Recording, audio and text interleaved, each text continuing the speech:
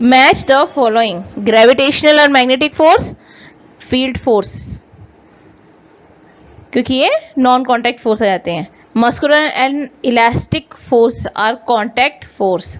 Potential and kinetic energies, form of mechanical energy.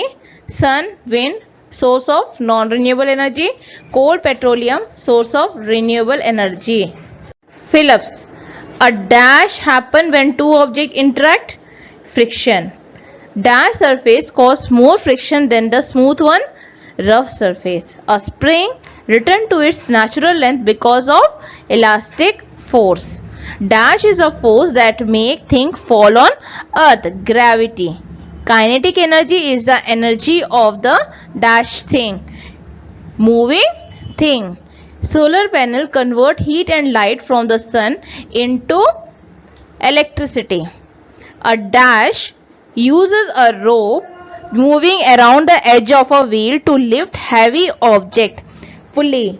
A road up a hill is the example of inclined plane.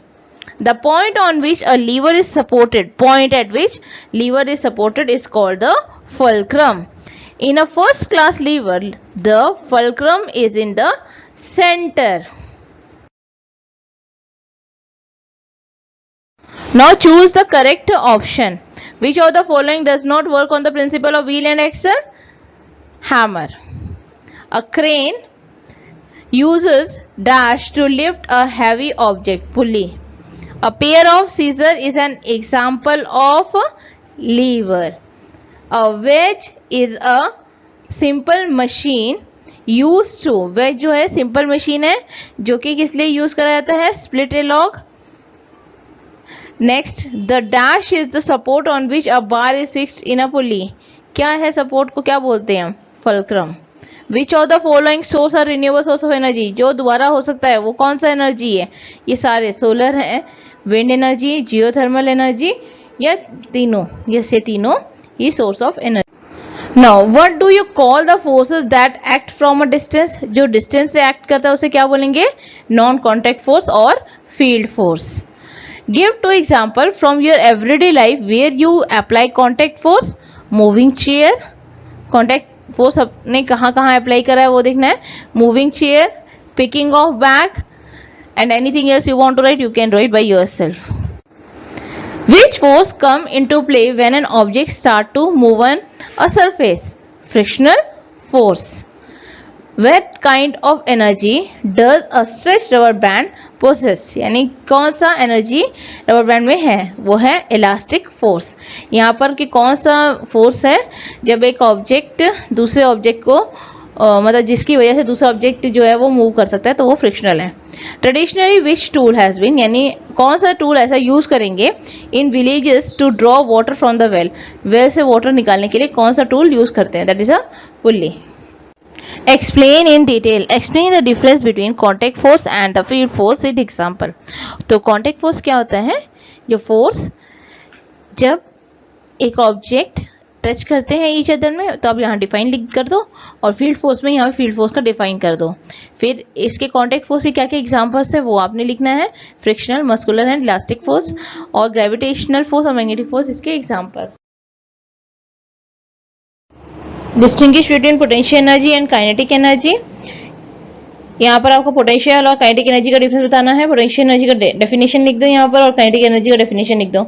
Stored energy in object due to its position और shape, और यहाँ पर लिखोगे energy possessed by an object because of its motion. और जब एक बो को, व्हेन एग्जांपल लिख दो, व्हेन ए बो is stretched potential energy is stored in it. And here bowling ball.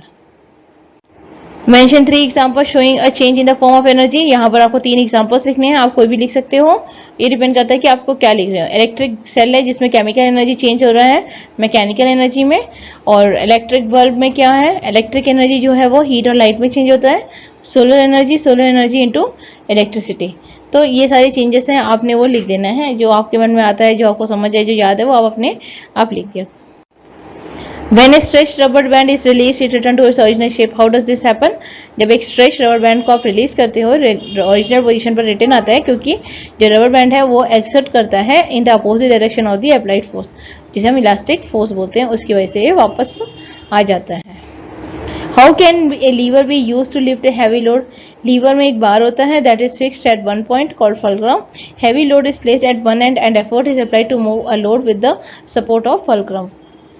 तो यानी आपने लिख देना लीवर का डेफिनेशन कि लीवर कैसे काम करता है और उसके ऊपर आपको आंसर मिल जाएगा. आइडेंटिफाई ये कौन कौन से लीवर है. यहाँ पर फुलक्रम जो है यहाँ पर लास्ट में है. तो जैसे आपको ध्यान आएगा टोंग में एफर्ट आपने कहाँ लगाया, बीच में लगाया और लोड आपका यहाँ पर है, तो ये थर्ड क्लास लीवर है. फुलक्रम सेंटर में है यानी फर्स्ट क्लास लीवर है.